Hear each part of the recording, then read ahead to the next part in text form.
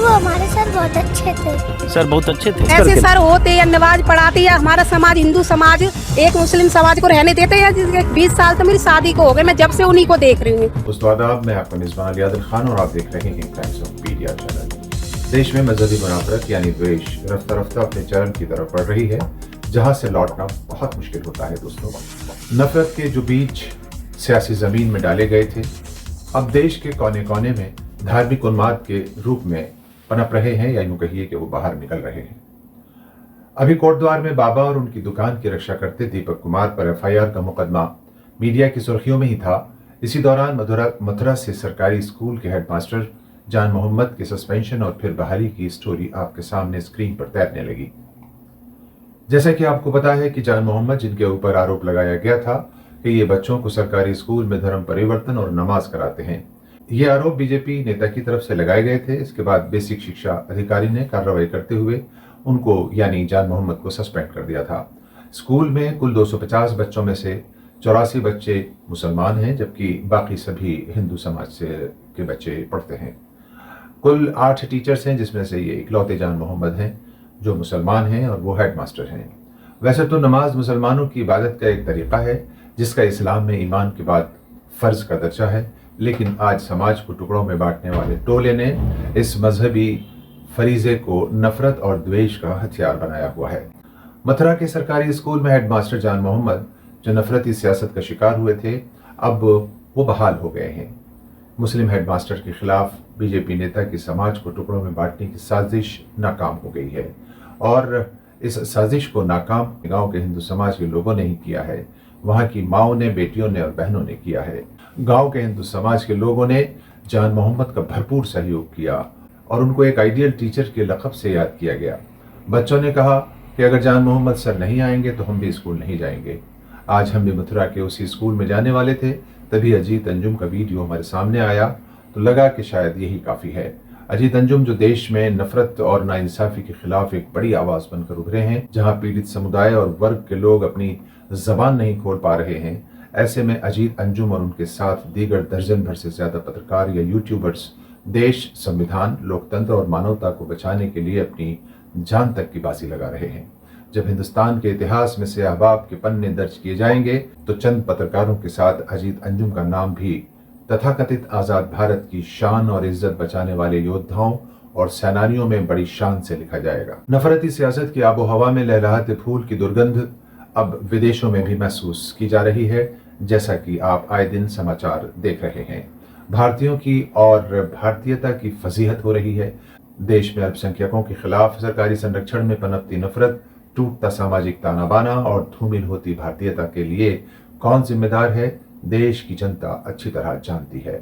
जिस धर्म के चुटकी भर सरफरों ने जो माहौल नफरत का देश में बनाया है, उसी धर्म के लोगों ने ही अल्पसंख्यकों के अधिकारों की आवाज़ उठाई है और उनकी रक्षा के लिए आगे आए हैं, और यही सच्चे देशभक्त भी कहलाए जाएंगे। इसलिए बात धार्मिक नफरत की नहीं, बल्कि नफरती सियासत की कीचड़ में डूबे मुट्ठी भर किराए के बेरोजगारों को दिए जाने वाले संरक्षण की हो रही है, जिसमें सत्तारूढ़ पार्टी का सीधे तौर पर लिप्त होने की बात विपक्ष की ओर से बार बार उठाई जा रही है। अब आप पहले अजीत अंजुम के मथुरा के उसी स्कूल से की गई बेबाक और मुंसिफाना रिपोर्ट को देख लें, फिर आज के हालात पर किए गए विश्लेषण में आपको हम अपने साथ शरीक करेंगे। अजीत अंजुम की वीडियो।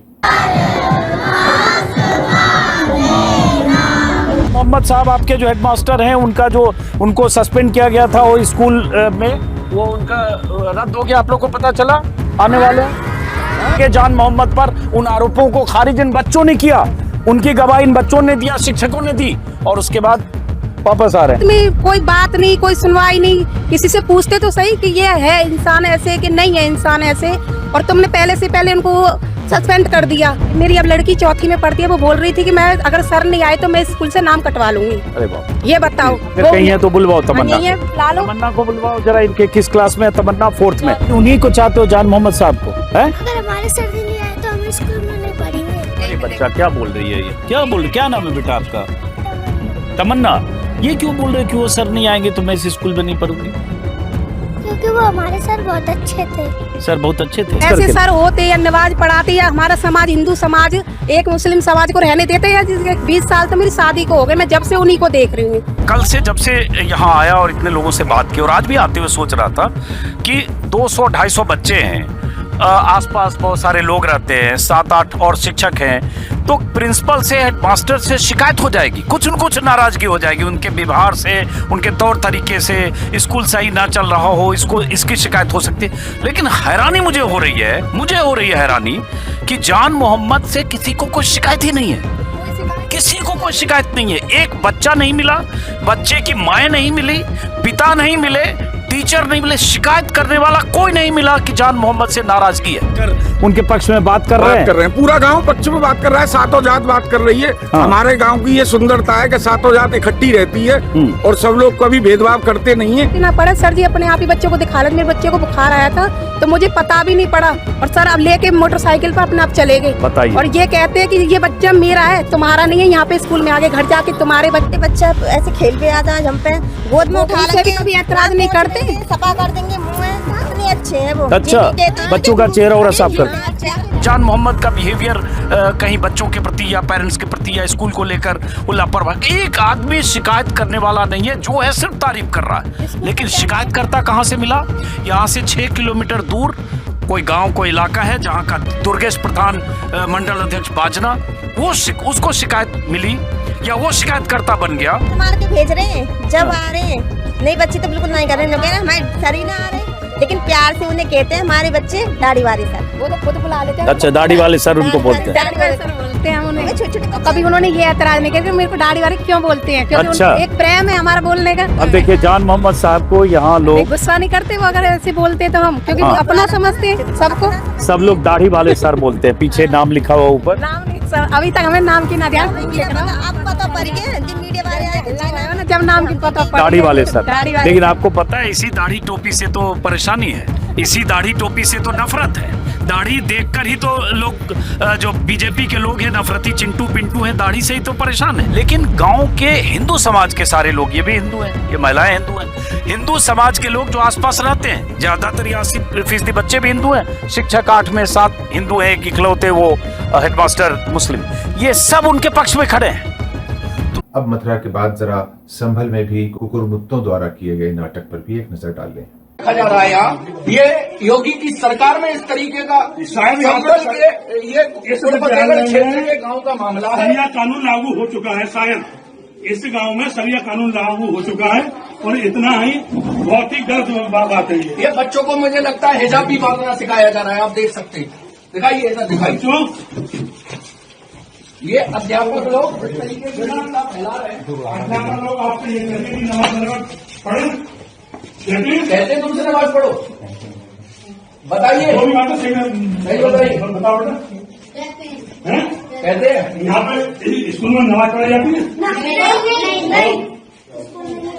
दोस्तों, यहाँ सवाल ये पैदा होता है कि झूठी शिकायत करने वाले बीजेपी नेता दुर्गेश प्रधान के खिलाफ कार्रवाई अब कौन करेगा, और अगर कोई पीआईएल करता भी है तो इस पर सुनवाई कब और कहां होगी। मुस्लिम टीचर को स्कूल में नमाज पढ़वाने के झूठे आरोप पर सस्पेंड करने वाली बेसिक शिक्षा अधिकारी से जवाब तलब कौन करेगा। सिर्फ मुस्लिम, ईसाई या अम्बेडकरवादी होने की वजह से जान मोहम्मद और उनके जैसे हजारों देशवासियों की जो बेइज्जती हुई है, जो उनका वक्त बर्बाद हुआ है, जिनके घर लुटे हैं, जिन पर बुलडोजर चले हैं, उसकी भरपाई कब और कैसे होगी। हमें लगता है कि दीपक जैसे भारतीय हिंदू और अजीत अंजुम जैसे निडर और सच्चे पत्रकार ही देश में जुल्म और नफरत के खिलाफ खड़े होकर भारत की एकता, अखंडता, संप्रभुता और सम्मान को बचाएंगे।